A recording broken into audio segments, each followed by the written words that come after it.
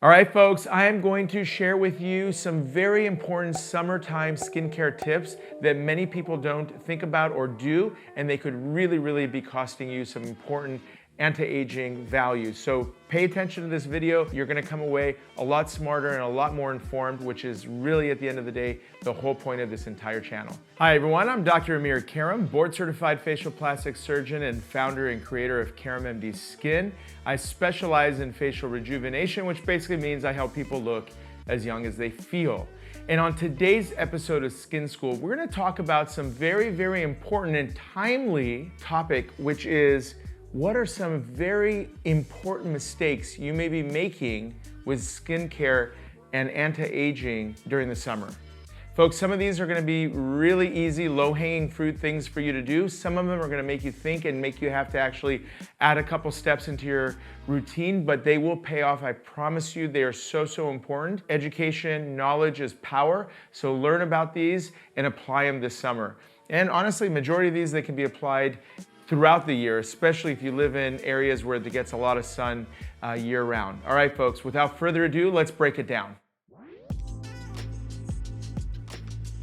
Number one, stopping using actives on your skin during the summer. Folks, I can't tell you how many times I have heard from my patients as well as just people in general that, oh yeah, now that it's summer, I'm gonna stop using retinol, I'm gonna stop using vitamin C, all those like really important actives, because there's somewhere along the line that they heard that, you know, sun exposure and retinols and vitamin C, etc., don't love each other. And the fact of the matter is that may be true to some extent, depending on the type of retinol and vitamin C you're using, but majority of them can absolutely be well tolerated with just some sun protection in addition to, and should definitely be used during the summer and should definitely not be stopped during the summer, because these actives are what is keeping the skin going and getting better week after week, month after month, year after year. That is literally the entire intent and focus when I developed the trifecta, was to basically create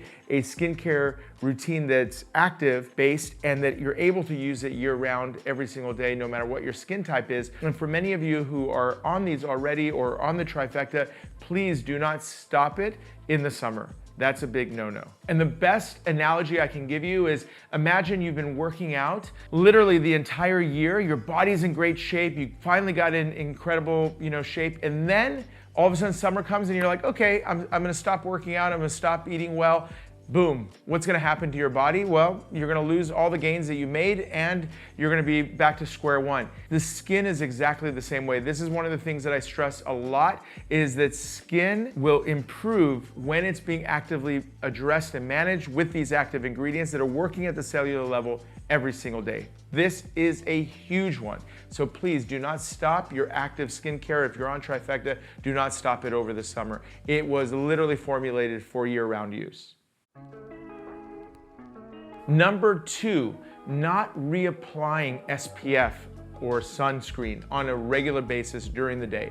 Folks, the thing to keep in mind is these sunscreens literally only work for 2 or 3 hours at a time. So what that means is, if you're out and about all day picnicking, enjoying the lake or the ocean or backpacking, whatever you like to do on vacations or during the summer weekends, if you're not reapplying your sunscreen, you're basically getting 2-3 hours of efficacy, and then off you go. You're back to being unprotected. And if you're in the water, you're getting wet, you're sweating, take a look at the water resistance aspect of it, because that's another thing that I speak about when I talk about sunscreens, is you want something that is basically waterproof for a period of time, and for you to know how long that is. So if you're in the water and you come out, reapply. If you're during the day, every 2 or 3 hours is a good rule of thumb to keep that sunscreen fresh and working on your skin. Because remember, this is a huge one. Sun and the UVA aspect of sunlight is the biggest accelerator of skin aging of anything out there. So it's even bigger than genetics. I mean, literally it breaks down collagen, creates pigmentation. It speeds the process of skin aging tremendously. So if you can protect your skin from the sun while you're taking care of the actives and all that kind of stuff, you're way ahead of it. Not only will you be decreasing the rate of aging, but you'll also be increasing the restorative aspects of skin aging. So that's super important. Keep those two things in the forefront of your mind as being the most important things you can do in the summer. But the other things I'm about to mention are also important. These are just foundational. Number 3 is getting harsh laser or chemical peels, etc. during the summer. You got to remember the skin during these type of treatments basically gets sloughed off, and then it requires your body to heal this wound, essentially is what a laser or a chemical peel is. So what that means is if you're healing while you're getting out in the sun and you're seeing a lot of sunlight, it could be the wrong time of the year for you to go through a bigger type of a procedure. Light peels, light chemical peels, light laser peels, that's all fine. But if you're gonna go through a big procedure, it's probably better to hold off until fall or winter when there's not as much excitement outside and you're not gonna be out there, so that you can heal with less risk of hyperpigmentation and sensitivity and just all around, making the skin not feel so great when you're out there. And also, if you're gonna be conscientious about the healing process, you're probably gonna be told you can't do it anyway. So as a result, you're gonna miss out on some really good summer days, and that's no fun. So hold off on those type of treatments until later on. Number 4, skipping your skincare on vacations. Folks, this is a big one, because when you go on vacation, for the reason I mentioned that in the first point, is that your skin requires, active, constant. And I get it if you're packing light, in other words, your travel carry-ons, etc., and then your bottle of something is bigger than what's TSA allowable. That makes sense. I totally understand it. One of the things that I thought about when I developed the trifecta was keeping everything at the TSA level so that you could bring it on as a carry-on or check it in however you like it. But it was intentional because depending if you're on a vacation for a week or two, oftentimes you're out in the sun. That's the time when you need these actives to kind of counter some of the things that are happening as a result of the sun exposure, etc. Plus, not to lose ground. So that's a really important thing, is don't get into your mind that maybe on vacation you might say, I'm not going to work out as hard or whatever. But most people who take care of themselves, eat well, etc., they want to carry that on vacation anyway. Well, your skin is an even easier thing to maintain while you're on vacation. So don't let vacationing be a reason for you to stop and decrease the momentum that comes from regular use, daily use of actives. So keep that in mind. Number 5, not using antioxidants during the summer. Now, I'm a big advocate for vitamin C. That's why I use Quench as the second step in the trifecta, because vitamin C is such an important multitasking active ingredient, from collagen production to antioxidant to decreasing pigmentation, all the things that I've talked about in past videos about vitamin C's benefits in skincare. But when you are being exposed to a lot of sunlight, you're creating free radicals. Free radicals create problems with potential skin cancers. They create problems with aging and collagen breakdown. So having antioxidants around in full doses during the summer months is also very, very important in terms of protection of the skin. Now, you can also keep this in mind as well, as you need to also take a certain amount of vitamin C orally, because the vitamin C that you take orally is directly related to collagen production, as well as just generalized antioxidant impacts that happen throughout your entire body. But specifically for the skin, make sure that you're on an antioxidant that is going to affect and improve your skin during the summer. And vitamin C is a big one. Quench is the particular one that I have developed for my trifecta, and also for anyone who's looking for a good vitamin C. That is a critical piece of all anti-aging. Keep that in mind. Now, number 6, we're getting into some lifestyle issues. So if you're gonna be out in the sun a lot, you're gonna be running out there, biking out there, doing stuff, hiking, etc., and there's no one around that you need to totally impress, my honest opinion is it's better to cover up. I'm not talking about just your face. Look, you don't need a lot of sunlight to be able to manufacture and create vitamin D, because that's the first thing everyone says is like, oh, you're so anti-sunlight. No, I'm in the sun a lot. I wear shorts. I'm getting all the vitamin D that I need from the exposure that I get. I do put sunscreen on. I generally speaking, wear a shirt, etc. My wife, on the other hand, she is all in on sun protection, but she also spends a certain amount of time each week converting vitamin D and building, that aspect of it, because it's really important, even if you supplement orally. But remember, As I mentioned earlier, sunlight, UVA light, is an accelerator of skin aging no matter where on your body. So if you're gonna be out and about a lot, I recommend wearing sun protective clothing. You know, if you're like my wife, Netta, you can wear the facial mask if you really don't care who's seeing you and you wanna protect your face in addition to the sunscreen. Hats are definitely really important. And protect your neck and décolleté. These are areas that oftentimes get bombarded with sun. People have, you know, focus on their face, and then the next thing you know, they've got pigmentation and lines and wrinkles and all these things happening in their neck and their décolleté area, and then they get bummed out, and it's like a whole to-do to try to improve it. It's better to prevent it than it is to try to fix it later, especially these areas. They're not easy because the skin is so thin. So sun protective clothing is a very important part of summertime routines. Number 7, relying on makeup that has SPF in it as your sole source of sun protection. Folks, it's fine that your makeup has SPF in it, no issue. I'm not a huge fan of it because it gives people the false sense that they are getting everything they need in the SPF of that makeup, and it's not enough.